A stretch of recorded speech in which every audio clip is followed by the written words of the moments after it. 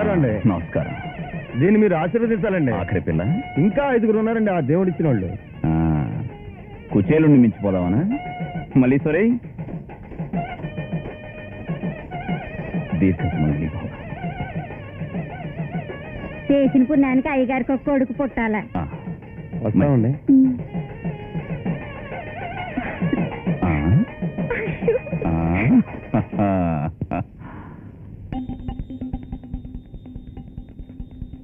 ఏంటి ఎండు గడ్డేసి తినంటున్నావు? అదిగో ఆ ఎంకడిగిలో ముఖం మార్చుకోతున్నా. నువ్వేం తింటావా? నువ్వు ముఖం తిప్పుకున్నావా? నువ్వు ఆడిపాటికేనా?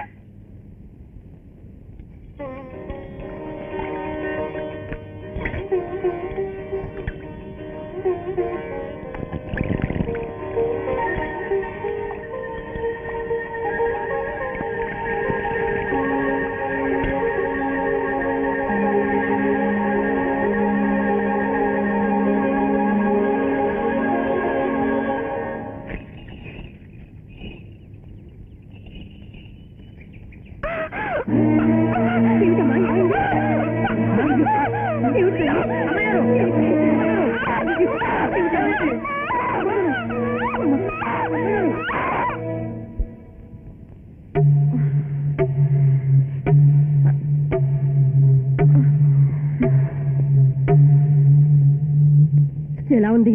కంగారం లేదుగా? ఏమైంది? ఏమీ లేదు బాబు, సాధారణ కడుపు నొప్పి.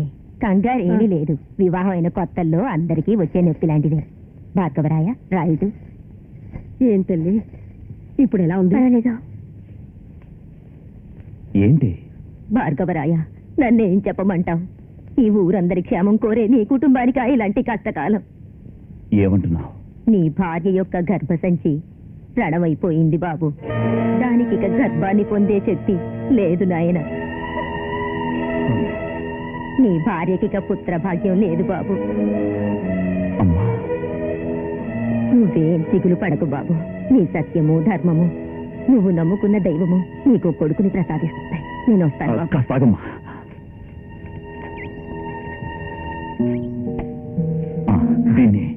ఈ డబ్బు నాకెందుకు?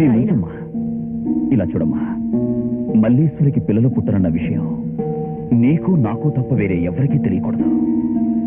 ముఖ్యంగా నా మల్లీశ్వరికి తెలియనేకూడదు. ఎందుకంటే కోరి తాళి కట్టించుకున్న భార్య కళ్ళ నుండి ఒక్క బొట్టు కన్నీరొచ్చినా కూడా ఆ తాళి కట్టిన వాడు మగాడే కాదన్న ఉద్దేశం. భార్గవరాయ, మల్లీశ్వరి ఎంతో పుణ్యం చేసుకుంది నాయన.